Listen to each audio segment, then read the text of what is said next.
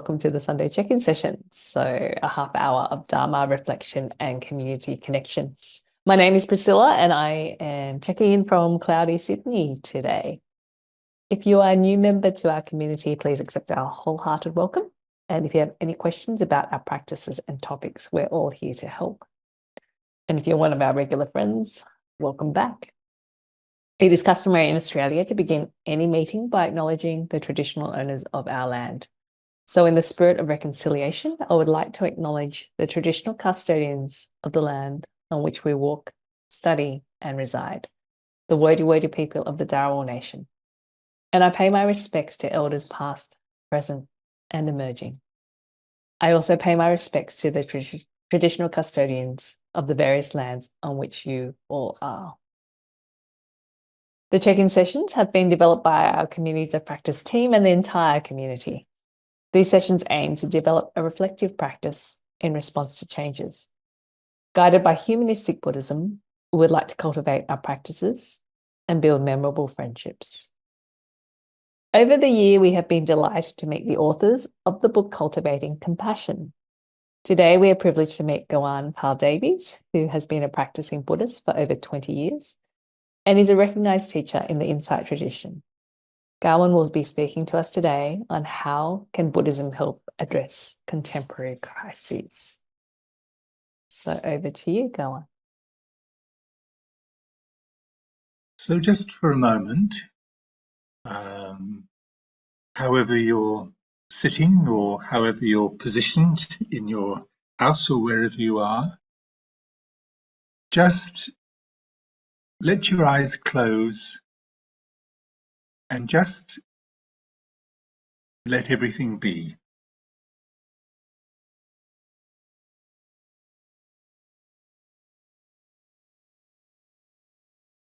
Notice whatever you notice. Might be your breathing, might be birdsong outside. It might be some kind of thought that's running through your head. Whatever it is, just notice it. Perhaps give it a little welcome and just let it be.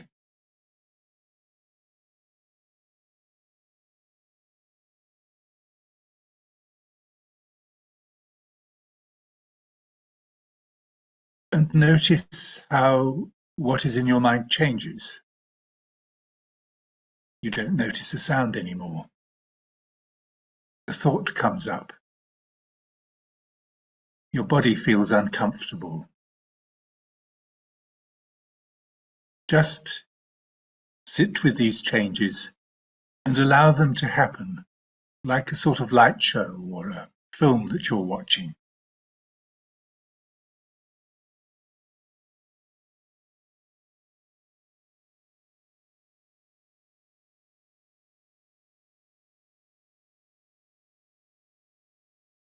And notice any spaces of calm and quiet that start to emerge around these sounds and thoughts which occupy so much of our attention.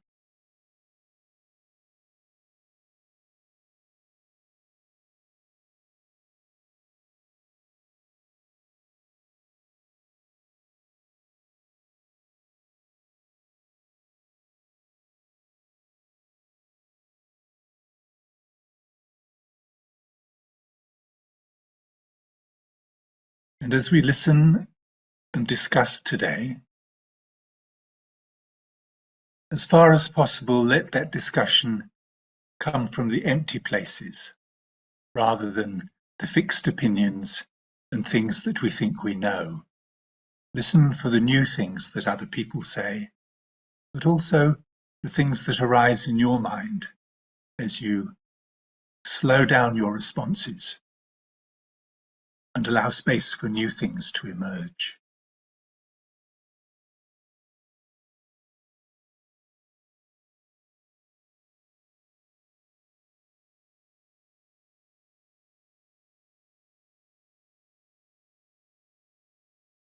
And when you're ready,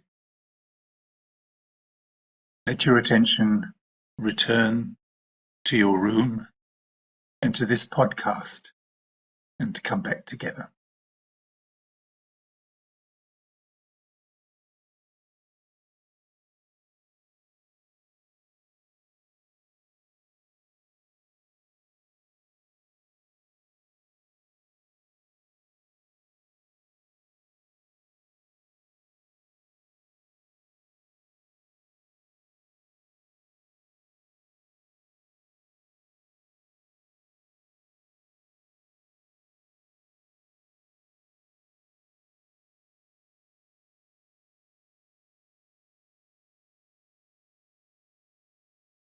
So, what I want to talk about today reflects concerns that I and a number of my colleagues have had for quite a while about what Buddhism and its component parts, and of course especially compassion, have to contribute to the kind of crises that the world faces.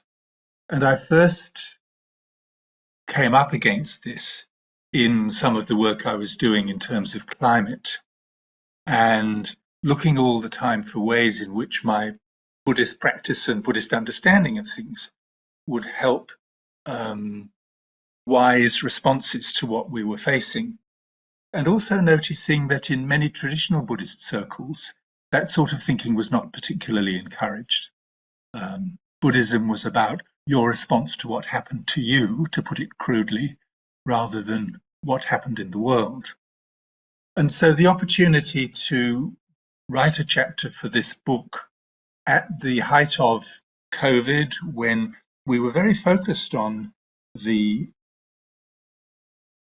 wonderful contribution that compassion between people, between organizations, within countries was performing, to think more about what is it that compassion can do and what more do we need in order to have some kind of at least halfway satisfactory response to all the difficulties that we face collectively. And we know what they are, and we also know that they're complex and they're overlapping, and they don't always have an obvious and easy face.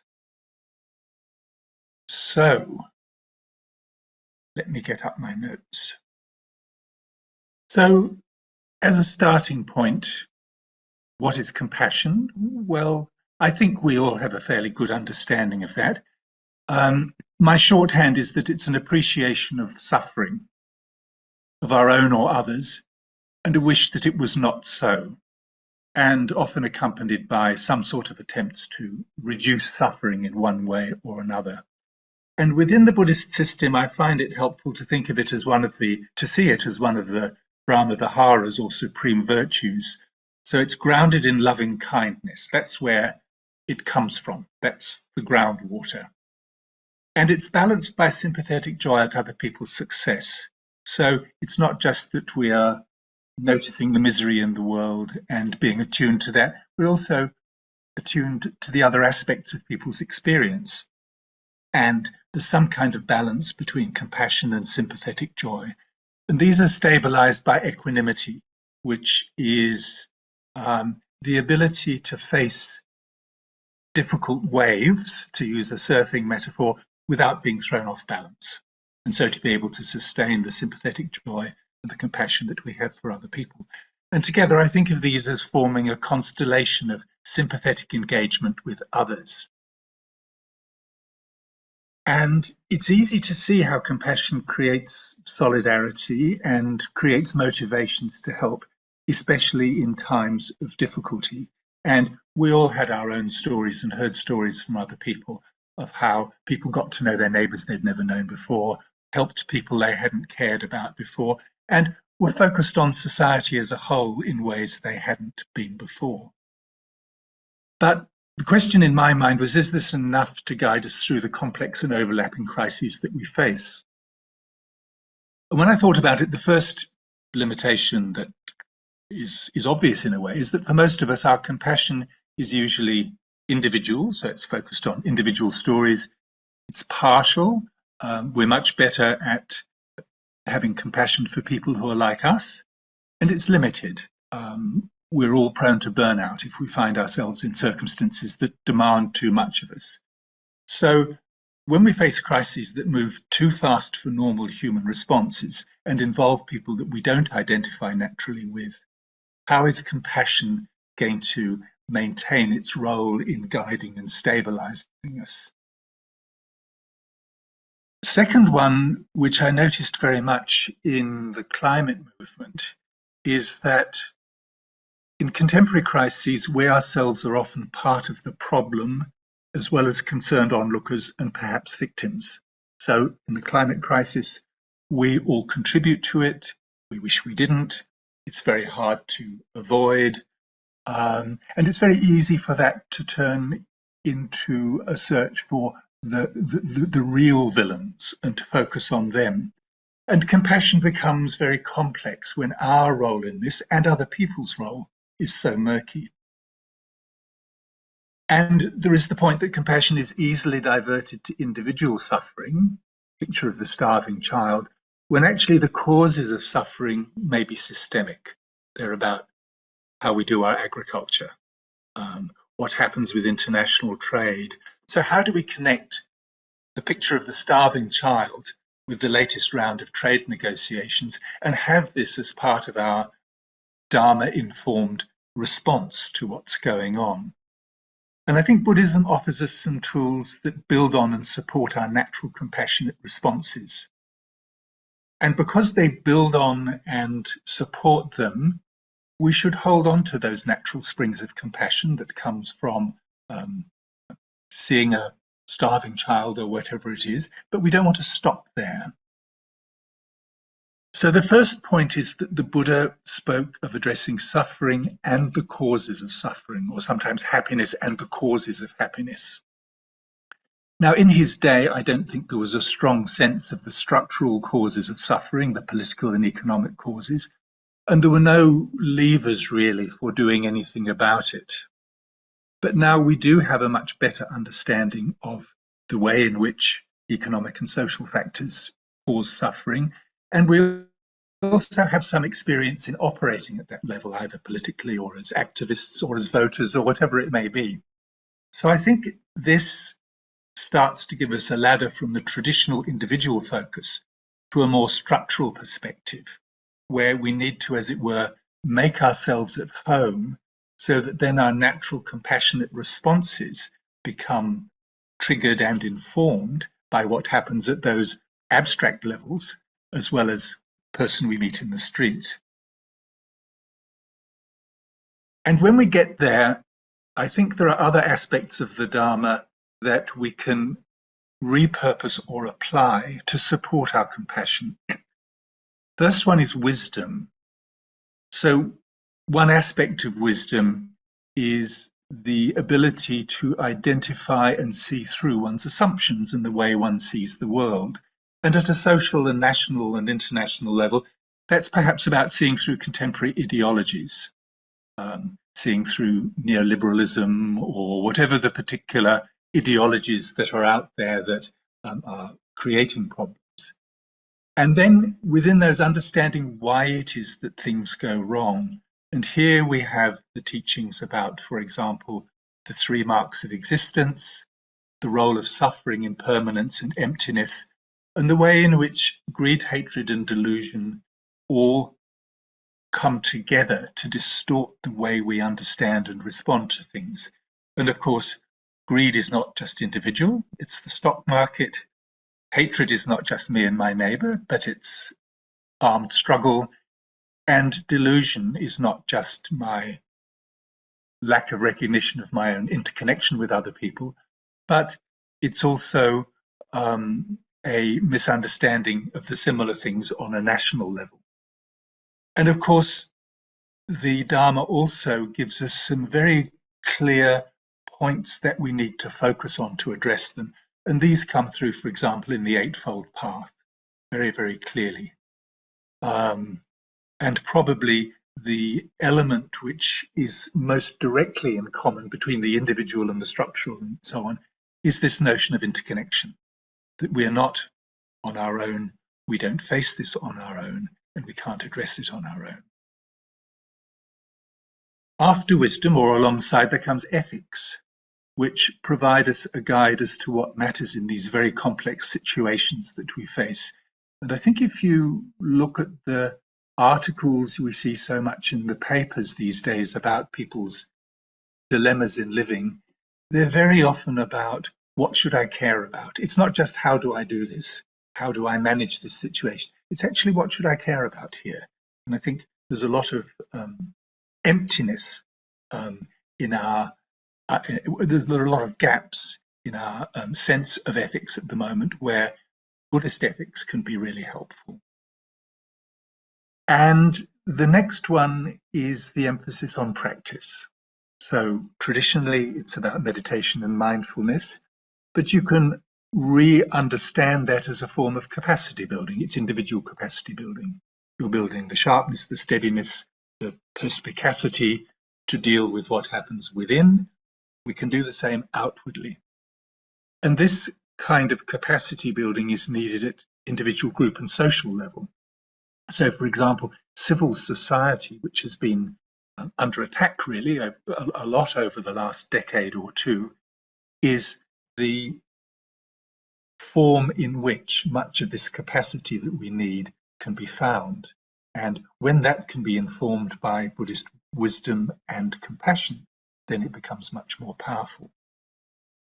And the virtues that we need, they're the very old ones. They're truthfulness, steadfastness, and all those sort of things. But they need to develop new forms that match the problems that we face. So my sense as I thought about it and wrote the chapter was that taken together, these provide a very powerful framework for seeing below the surface of crises.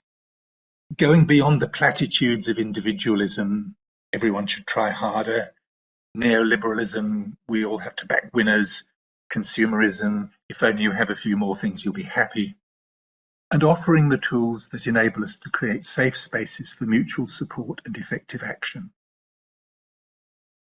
So they give us this framework for understanding and directing what we do. And compassion, I think, retains perhaps its original place, guarantees that our response to crises is from the heart, grounded in loving kindness, supported by equanimity, and it comes from the whole being and is not just a political program or a technological fix or a personal response to some kind of individual difficulties that we find triggered at the large level. And there are places where this is being pursued very actively. It's there in humanistic Buddhism, eco-Dharma and other places. People are really thinking through what does this mean to take the Buddhist teaching and apply it at different levels. And I think for me, the surprise always is just how well it matches. So that's what I wanted to share with you today. It's very compressed and perhaps a little bit abstract, but it's what I wrote. So thank you. Thank you so much, Gawaine, for asking us to look deeper into the systemic issues and our responses and reactions and some tools available. So now we'll be placed in groups of 3 to 4 to share and discuss. In the discussion, we recommend you spend some time getting to know each other and then discussing the questions. Gawaine's prepared a few for us. So have you experienced or observed compassion fatigue? Why did it arise and what might have brought you or others through it? And what are some of the barriers to compassion at a structural level? And how can the Dharma suggest ways through? There will be some Zoom notifications to guide you, but feel free to let the flow of discussions guide you as well. As Gawaine said, our sessions are guided by metta, which is unconditional love and kindness for all sentient beings. So take time to pause to share and listen. We'll also ask you to share some of your findings with the breakout and with the larger group at the end. But for now, we'll go to the breakouts for some rich and nourishing discussions. We might see you back in about 10 minutes, Lai-Chin, if that's okay. Thank you.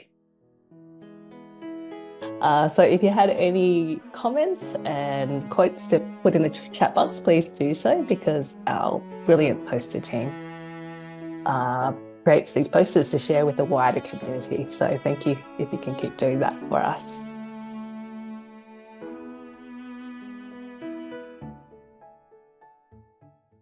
So thank you today to Gawaine. We really hope the check-in session was helpful to everyone and that you experienced the unconditional love and compassion of the community.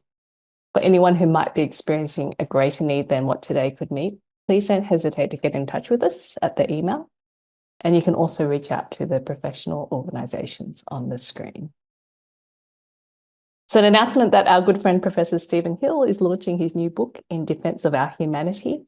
For those locally, this will be a free on-site event at the University of Wollongong on the 14th of August at 4:30. And Stephen has kindly shared the registration details with us, and you'll also receive those in the midweek email. So an excellent next topic to go on from what Gawaine's spoken today. So we have a free-form session coming up, which is always fun. Our friend from Florida, Ina Denton, is musing about the nature of morality and ethics. So we'll run through our decision-making processes together in what will be another thought-provoking session. So as we check out today, let's recite the dedication of merits to send love and compassion to whoever is in need. A special wish to the Sangha today and all of our teachers, as Dan Chen and our own Venerable Joey celebrate Sangha Day today at the temple.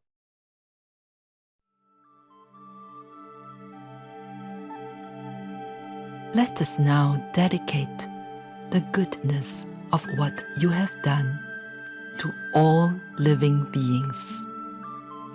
May kindness, compassion, joy, and equanimity pervade all worlds. May we cherish and build affinities to benefit all beings. May Chan, Pure Land, and precepts inspire equality and patience. May our gratitude and humility give rise to great vows.